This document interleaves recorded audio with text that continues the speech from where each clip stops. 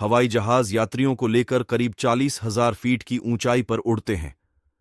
क्या एयरलाइंस और पायलट्स को यह डर नहीं लगता कि अगर इतनी ऊंचाई पर कोई दुर्घटना हुई तो प्लेन को कैसे संभाला जाएगा?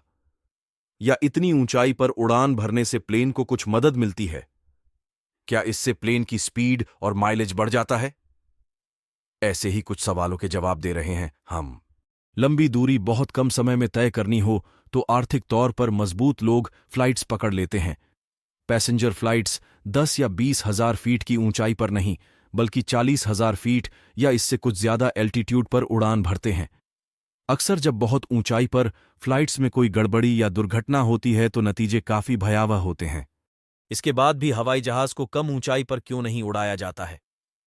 क्या इससे फ्लाइट की स्पीड और माइलेज बढ़ता है? क्या इतनी ऊंचाई पर हवाई जहाज को उड़ाना आसान होता है?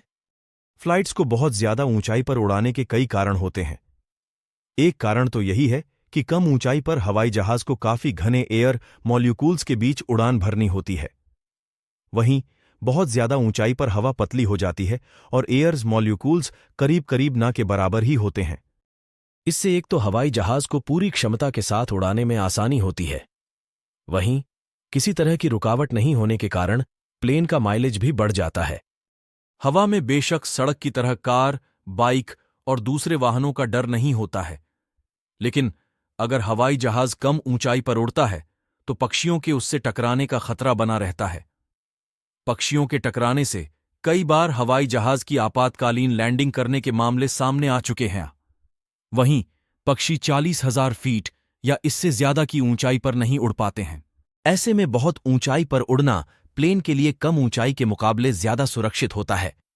साथ ही पायलट्स को सिर्फ उड़ान भरते समय और लैंडिंग के वक्त पक्षियों का विशेष ध्यान रखना पड़ता है। हवाई जहाज के सामने हवा में सबसे बड़ी दिक्कत मौसम की होती है। हवा में तूफान बनते हैं। यही नहीं, कम ऊंचाई पर बनने वाले बादल और उनमें मौजूद पानी प्लेन में टर्बुलेंस का कारण बनता है। साथ ही इससे ड्रैग फ्लाइट के कारण प्लेन की स्पीड भी कम रहती है। टर्बुलेंस के कारण एयरक्राफ्ट को नुकसान भी पहुंच सकता है। टर्बुलेंस के दौरान यात्रियों के घबराने के कारण भी उड़ान में समस्याएं आती हैं। वहीं अगर प्लेन 40,000 फीट की ऊंचाई पर उड़ता है तो बादल उसके नीचे ही रहते हैं। बादलों के नीचे रहने के कारण इस तरह की कोई दिक्कत से पायलट को परेशान नहीं होना पड़ता है। एयरलाइंस जमीन पर मौजूद ऑब्जेक्ट से प्लेन को क्रैश होने से भी बचाने के लिए ज्यादा ऊंचाई पर फ्लाइट्स को उड़ाते हैं। बता दें कि हिमालय के कई पहाड़ों की ऊंचाई 24,000 फीट तक है। ऐसे में आपको बेशक फ्लाइट्स के लिए 35,000 फीट की ऊंचाई ज्यादा लगती हो, लेकिन इससे प्लेन के पहाड़ों की चोटियों से टकराने का जोखिम बना रहता है।